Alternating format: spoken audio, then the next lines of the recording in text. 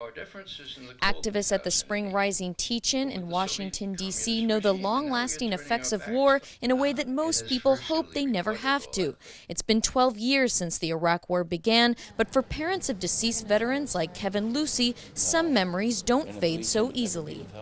On June 22nd, 2004, I came back from work at 6:45, and I was looking for Jeff, and I couldn't find him.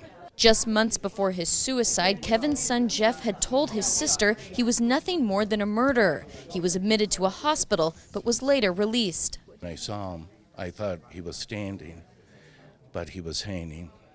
I ran over there, and he was in my lap for the last time. It should have never happened. Today, 22 veterans kill themselves in the United States every day. And while those rates are often attributed to PTSD, experts say guilt also plays a role. A lot of this has to do with the moral injury of one betraying themselves, who they were as good people before the wars and the things they had to do while in war.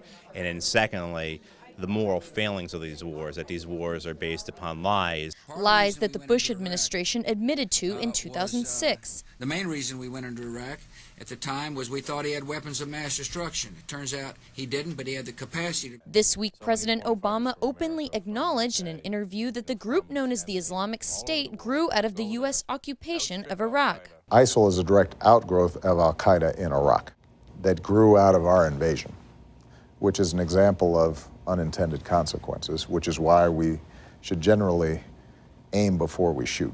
As Congress reviews a request to authorize military force once again in the region, this time to fight the so-called Islamic State, parents like Kevin try hard to forget what happened the last time. Alexandra Hall, Telesur, Washington.